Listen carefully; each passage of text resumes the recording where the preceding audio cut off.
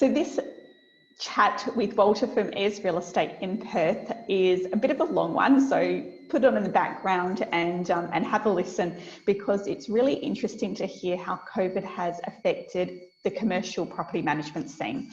And I was really surprised at the statistics for how many commercial tenancies were affected. I just assumed it'd be 90%, but it actually wasn't that high. So like I said, grab a coffee, put this one in the background and have a listen how commercial management has gone during COVID, initial reactions, a couple of stories in between, and future predictions for the industry. Today I am joined by Wouter from Ayers Real Estate in Perth, and a really interesting discussion we'll be having, because like my other interviews, we've been speaking to residential property managers around Australia and we haven't discussed commercial. So I have Wouter from Ayers Real Estate with me today, who is going to talk to us about how commercial has been affected with COVID and where the current market is at the moment. So thank you for joining me, Wouter. My pleasure. Thank you for having me. So tell me, at this very, very start of COVID, like when it first sort of hit and we sort of, started sort of freaking a little bit, as a commercial manager, what were your initial thoughts?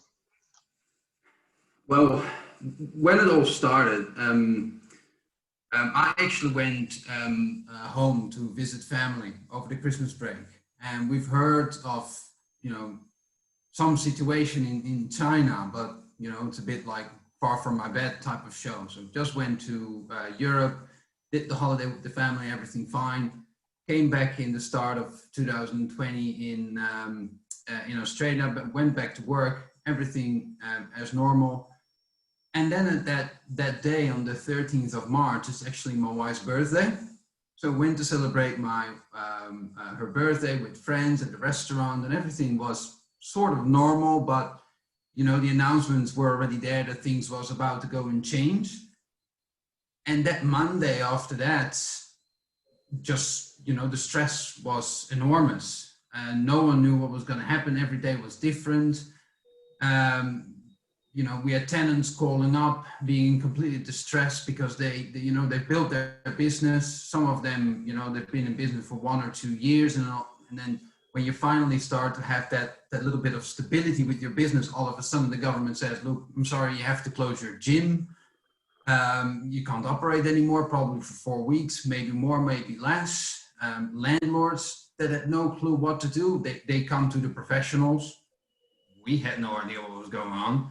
We didn't have the answers. We were monitoring everything together with REWA and the government and looking and see what updates there were. And then there was the code of conduct, and then there were the regulations, and then it finally became law. And then, you were contacting lawyers and getting their feedback, because, the truth is no one ever had this experience before. And so it was very difficult. You couldn't go to your more experienced property manager and say, how would you handle this? No one knew. And that was, I think, what was the most stressful thing of everything, the unknown. One day you're like, okay, this is what's going to happen. And then the next day, everything was changed again because they made new announcements and, the restrictions increased. And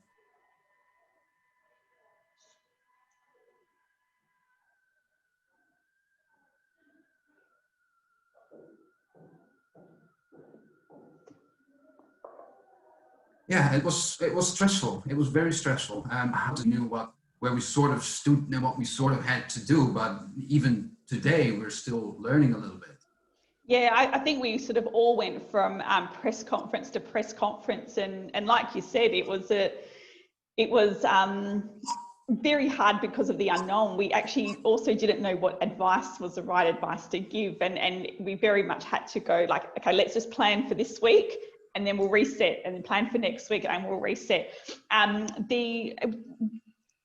I think as well, like one thing that came to mind is the initial reaction, not only that, you know, you're there worried about your clients, but you're also then also worried about yourself, you know, and your family, and then children are homeschooled. So there's like lots of added stress around it as well. What do you have, and I mean, if you don't have a percentage, it's fine, but what percentage did you have of your tenants that were affected? Like, would it be safe to say nearly all of them were from a commercial point of view? Probably everybody had been affected in one way or another. As you just said, you know, maybe they had a partner that was working for a business that, you know, that their job was all of a sudden at risk. Maybe it was just a little bit of a downturn. But fair enough, there were businesses out there, you know, some of the local businesses where people used to go over east or overseas. All of a sudden that was not an option anymore. It would take too long. It was actually going to locals. So some tenants actually flourished. And you know, I met with one of the builders in the construction industry just yesterday, and he said, I'm not affected by COVID-19 at all. If anything, I'm more busy than ever before. So we had those tenants as well. To answer your question, how many have been affected? I think that about 30 to 40% were affected a lot. I'm talking about your gyms, your restaurants, retail outlets. Now I'm managing predominantly industrial and commercial, and the industrial wasn't as much affected, especially if they were storing or manufacturing here in Australia. But retail tenants, yeah, they were affected quite a lot. You know, those were the ones that were first mentioned on the list of, you know, you have to close down, or you can only do takeaway, or, you know, and yeah, that's probably about the 40% mark. And then probably about 50% was affected somewhat, probably 10% not, or actually doing better than what they were doing before. Yeah. Did you have anyone try it on and claim that it was a bit worse than what it was to get discounts or anything like that? I had a medical center in the early days that asked for rent relief. Yeah. Yeah, that didn't fly. And from a commercial, they were busy as, and that was at the period that we knew that we had to start asking for financials. So that's what we did, but we did it across the board. And it was a good thing that, you know, the government started to give those guidelines, ask for financials, and then assess if they need rent relief. So that's what they did. They asked, can we have rent relief? And I said, well, can you provide us with some of your financials so that we can then review and discuss your request with the landlord and go from there. Well, those financial proofs never came in.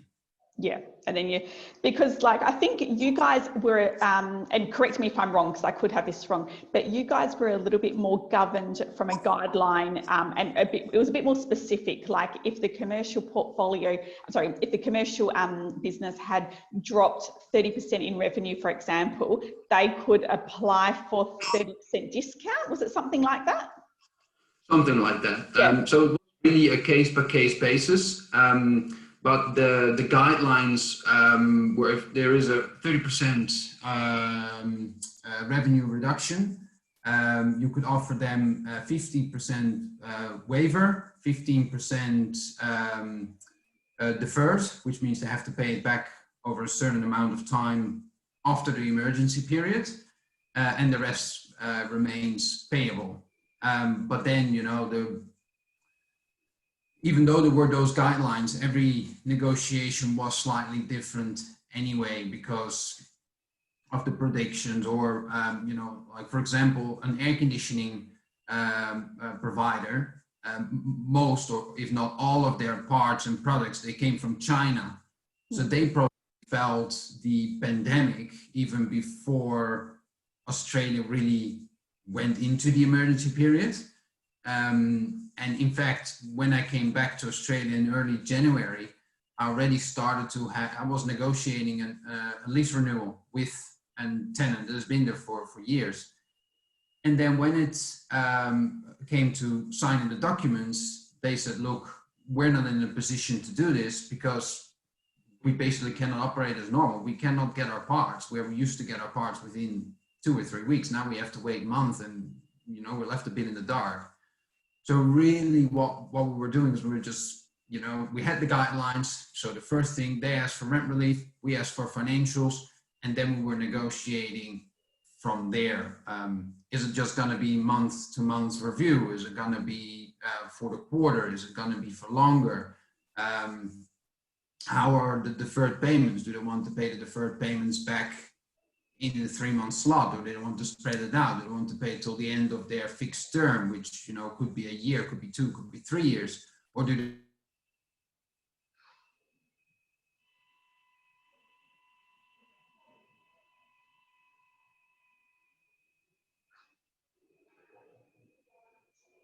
they just want to pay it off before the financial year for tax purposes? So the same, and this COVID-19 situation was exactly like that. There was no situation that was, that you could say, oh, I did this yesterday with this tenant, so I'm going to apply it to the next one. There was no such thing. No, and I think the really hard thing for us to as well to deal with, and probably you, and I'm very mixed with my thoughts, but from a business point of view, we also received, as a business, got a lot of good benefits from the government, like some really great benefits and leniency. So the question would also be, like, and granted, there's some genuine businesses that have been affected, like sure, really badly, but it sort of does make you think, well, with all these benefits that you've received, are you actually COVID what's the word? COVID affected after all these grants? Because I don't know if there would be as many businesses that actually are after the grants. Don't you reckon?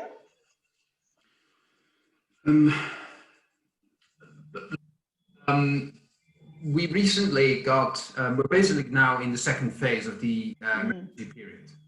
So now they've changed the COVID-19 Commercial Response Act. It's now effective. We're now in a different phase of that act, and I think that now they've got it right. Whereas before they just said landlords cannot do this and tenants have to do that, and it was just applicable to everybody.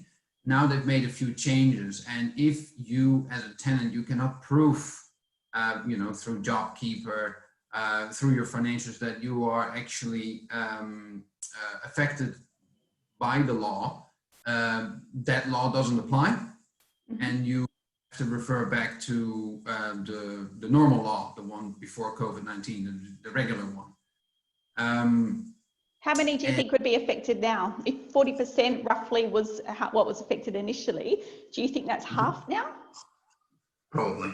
Yeah. Probably. Difficult to say, but I do think that within that 40% bracket that was affected, they're probably still licking their wounds. I truly do believe that. If you had a gym and you had to close down, and now you're sort of recovering, and people still might be a little bit concerned that what is happening over East. So you might not have all your members back. I do believe that, and your costs, were still there. I mean, it's not that because you had to close down your business, the outgoings stopped. You might have had some rent relief, maybe some deferred, but now that you have to pay back those deferred amounts, you need to get the cash somewhere. So I truly do believe that tenants are still struggling and they are recovering, and as the economy here in WA is doing pretty well, I do think that we'll get there. But to go back to the change in the law, and of course, landlords and tenants always have to get their independent legal advice, because I cannot sort of interpret the law, but I cannot explain to you how that affects you. Because if you do not apply for it, you cannot just be, well, that's great, I don't have to pay my rent. If you don't fit in that box, a landlord can actually, that's my understanding, issue a default notice and say, you have to pay your rent or else, and prove that you are able to get those financials, that you have financial downturn. So otherwise, you know, they can go back to the normal regulations, giving you the default notice. If you don't pay the rent, they have the right to terminate the lease agreement for breach of non-payment.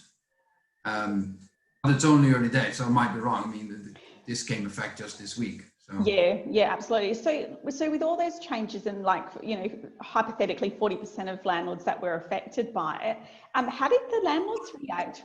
Because obviously commercial, I mean, stereotyping here, but commercial portfolios, you know, are a bit of an old man's club. You know, these guys have had commercial properties for a long time, and they would never have seen anything like this before. So how did these guys react?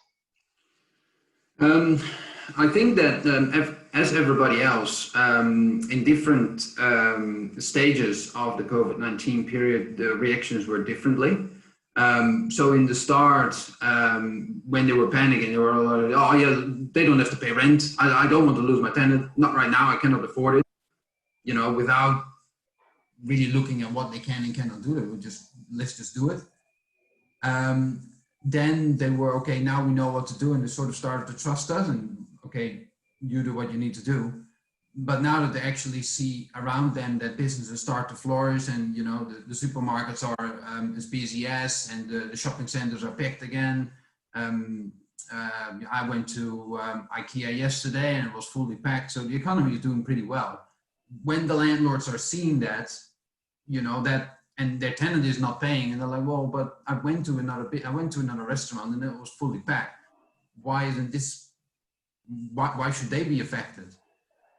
And I actually had landlords that were saying to me, well, just write to them and tell them we're going to change the locks. I'm like, well, you know, want to do that, but the law is still there. I cannot do that. So, you know, they start to get bothered by it, because, you know, I think the trust is going away. That's a pity. It's a real pity. And it's only a few that are damaging it for everybody else, those that are making misuse of the situation. Just like in residential, you know, there are lots of tenants that are actually affected. You know, if you are an event manager, well, there are no events anymore. I'm sure that you're as busy as you were before. You might, you know, have your hours reduced, or they've reduced stuff and they've left you at home. And because you're an event manager, who's going to hire you? So at the moment, you're jobless, so you can't pay the rent. I get that. And that business that does events, I understand that they're having problems to pay the rent.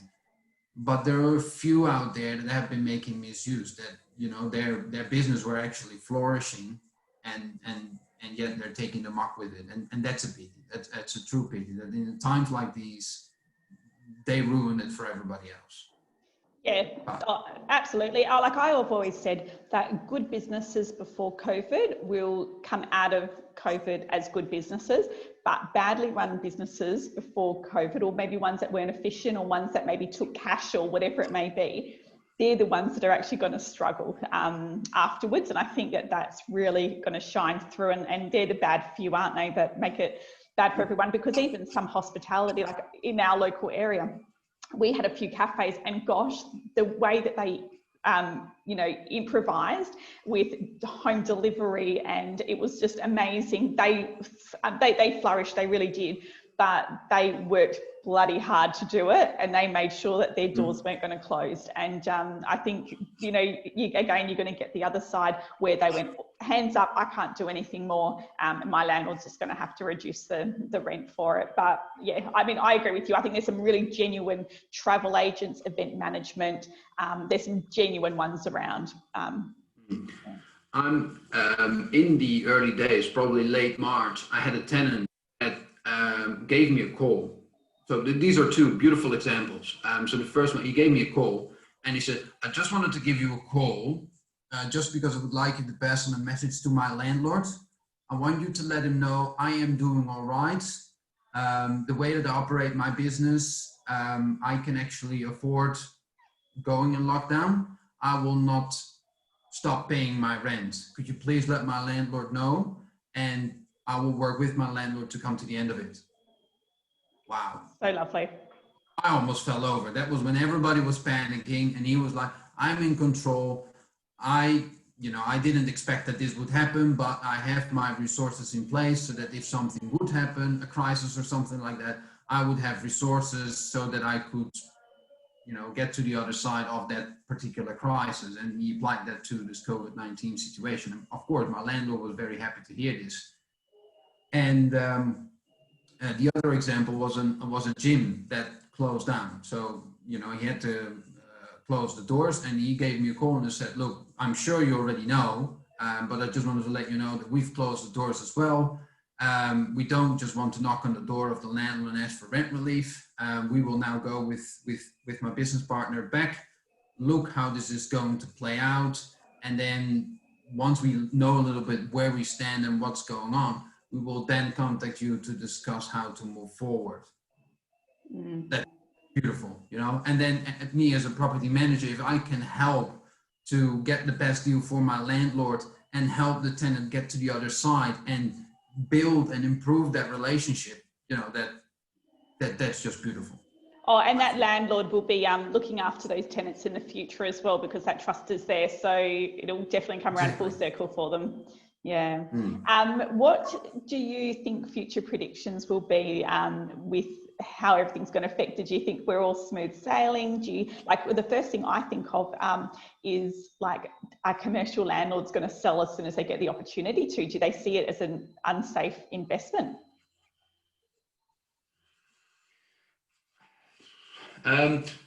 It's always a bit difficult to predict the future, especially now, because there is no real estate agent in the commercial industry that has seen what normally would happen this year.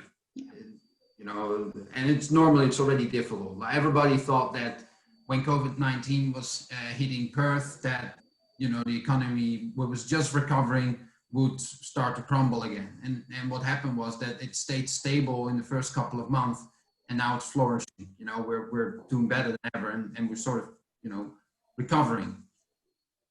But what the voices that are going around now is that it's sort of like a fake economy, because it's so heavily regulated by the government. And so once the regulations are completely lifted, the economy might make an adjustment then.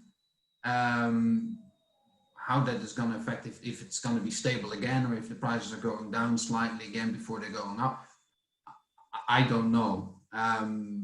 But I don't think that landlords are thinking that investing in commercial property now is not a good strategy anymore.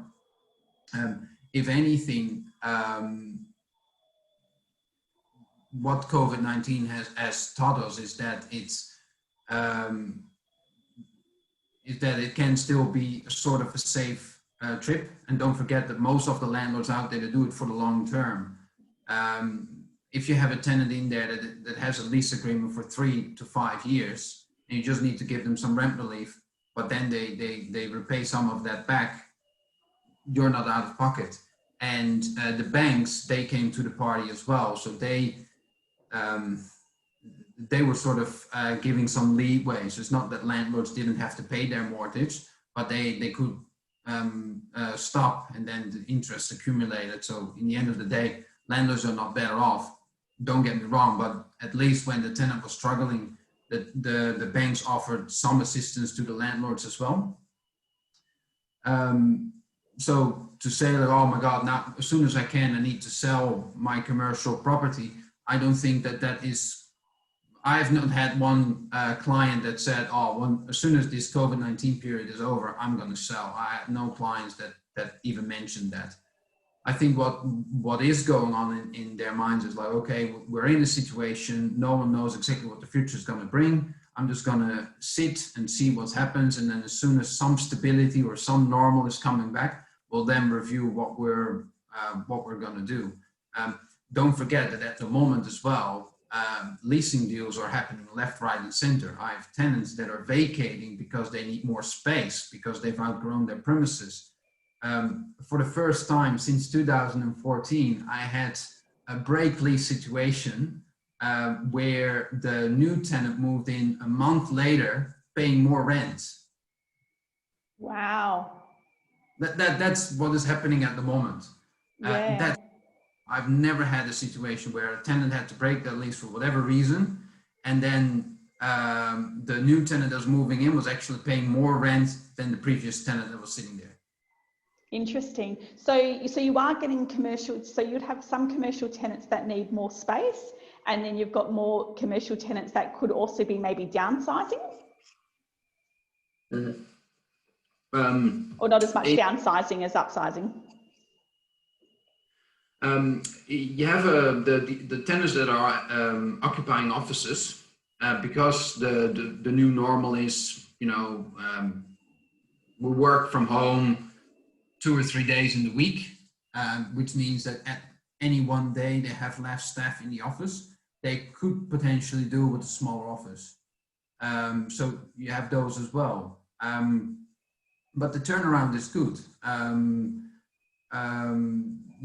tenant's moving out and then quickly we have another tenant ready to move in. That's just great. I mean, it's not necessarily a bad thing when tenants move out. But what we had, 5 years ago, when tenants were only moving out, there were no tenants moving back in. That is stressful.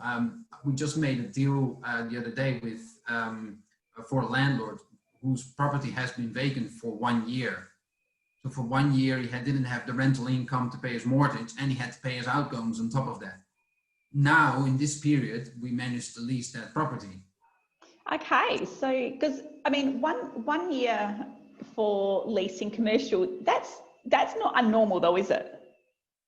No, that can happen. That can happen, yeah. I mean, only because I see lots of for lease signs everywhere. So the vacancy rate is dropping in a commercial sense? It is, yes. Wow. It's pretty good. It's pretty good. Now, I'm talking more about the northern suburbs. Yes. Where most of the properties that I manage are located. So Malaga, Wangara. I have some in Bibra Lake as well, but that's roughly where it stops. The stock is really moving, so that's good. Good sign. Yeah, absolutely. And in terms of, this is a random question, so I'm sorry to throw you under the bus with this one, but it just came to mind and I was interested in, like from a residential point of view, our new business growth is really strong at the moment, which I imagine is obviously more in residential than commercial. How's new business growth for you guys? Like, is there a lot of new business opportunity as a portfolio, or is commercial, does it not fluctuate as much? Okay, so it probably doesn't fluctuate as much. Everything is a bit longer. Lease contracts that are longer, the managements are longer. There's a little bit less change than it would be in a residential portfolio. Yeah. But because the construction industry wasn't affected as much by COVID-19, if anything, they just continue to build, and they're building more than anything. Lots of the new businesses that we're getting are actually new builds. So I'm going to manage within a year from now, I'm going to manage a tenancy, 2 tenancies actually, of a new build. So the leases are all done and dusted. They're sitting in my file. Deposit has been paid, and now we're just waiting for the building to be finished so that the tenant can move. That's new business. That is what more than anything. Lots of landlords in the commercial, as you said, they can be old school. Yeah, cost is a very important factor for them, and so they like to stay around their property managers. So there's less change. So it's really new business that is up there for grabs, not so much change. Change over, yeah, no, that totally makes sense. So. And with residential as well, you might have a landlord that lives in a house, but then he has a job elsewhere, and so he has to move out. Then all of a sudden, the house that he was living in all of a sudden becomes an investment property, and then they contact a residential property manager and say, can you manage my home, or As you mentioned in your video the other day, that an older couple or an older man or woman has to leave their property to go into a nursing home, and all of a sudden that property becomes an investment property or needs to be sold or whatever. Because people don't live in commercial properties, and it's either they purchase it to run their own business from there, or they buy it as an investment property straight up, and that's what it is.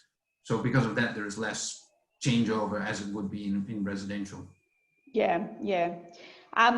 Excellent. It was it's really interesting actually. I hadn't really put too much thought into commercial, but I'm pretty impressed that only, you know, roughly 40%'s been affected. Like, I think that I just thought that every commercial business in Perth had been affected. Like, I was sort of thinking it might be more than 80%. And I remember when we first sort of, you know, we're having to navigate our way through it all. And I know that our initial reaction was, oh my gosh, like every single tenant's going to be calling, but, you know, to say that they can't pay their rent. But in reality, it was only about 5%. So all my videos that I've been doing around the state, generally it's been about 5%. Actually, some were saying 0%. Some, there might have been one that said 10%, but such a small amount of people actually have been affected really in reality. And from a business point of view, if it is around the 40%, you know, I mean, give or take a little bit, it's pretty good. Like, did you think at the start, like, did you have that same thought that it's just going to be everybody, every single tenant's going to call me, or were you pretty okay? No, that we definitely thought, and it definitely felt like that as well in the start. The only thing, you know, when you manage a portfolio, you have to manage maintenance, you have to manage rent reviews, lease renewals, you know, just your normal day-to-day things. Well, there was none of that. The only thing that we were doing in the end of March, beginning of April and May was just taking calls for tenants, rent relief, rent relief, rent relief. It's the only thing that we were doing for that entire period.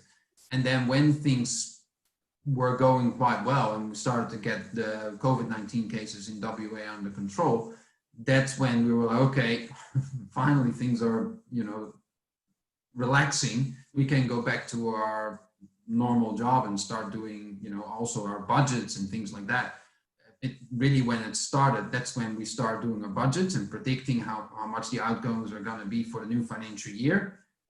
Well, that sort of came on hold. I mean, who had the time? Who had the energy after, you know, I almost had I had a tenant on the phone that had tears in their eyes because, you know, their business that they've worked for so hard, all of a sudden, not even because of their fault, had to be shut down. I mean, that's hard, really hard. So in the start, yeah, I had the feeling that everybody in my portfolio had to ask for rent relief. When we started to be, at one point we said, because we were in panic mode, so we were just like, yeah, you want a deal? Okay, let's give it to you. That's what was happening in the very start. But then when we were like, okay, let's step back for a second. Let's wait, let's see what's gonna happen. Let's stop being so ad hoc with everything that we're doing. And then when, you know, the code of conduct came in, the regulations came in, and we sort of knew where we were standing, that's when things were going better. And that's why I think that 40% has been really affected. And then probably some businesses have been affected in some way, especially when it first started. I don't think there's any one business that didn't sort of froze when it was first announced, because everybody was just stopping and seeing what's going to happen. And then they started to realize, oh, we're actually not doing that bad, or yeah, it is that bad. So in the start, yeah, probably about everybody in some way. But for those that were not, you know, were not obliged to close down or started to get more business because their clientele had to go to them rather than over East or whatever, I think that was good. Yeah, but yeah. Here in WA, don't we? Yeah, exactly. Well, it was absolutely lovely to speak to you. It was really good to get that insight and from a commercial point of view. And do you know, I don't know whether you're able to do it, but I would actually love to see you actually chat. I don't know if you know any commercial managers over in Victoria, but it'd be really good to see sort of, you know, how they're going and how they've been affected. If you do get a few, you know, a spare half hour and you get a chance to actually chat to someone in Victoria, do a little Zoom video for me and tag me into it, because it'd be really, yeah, really interesting just to see, you know, again, around Australia, sort of what's happening and how everyone's been affected by it. So if anybody wants to get in touch with you just for some advice or to chat about their commercial property, what is the best way to do that? Anyway, they can contact me via email. They can contact me on LinkedIn. They can call me on the mobile or via the office. I'm quite out there, and I'm always happy to have a chat. I'm always happy to give some advice or review where I think that they stand.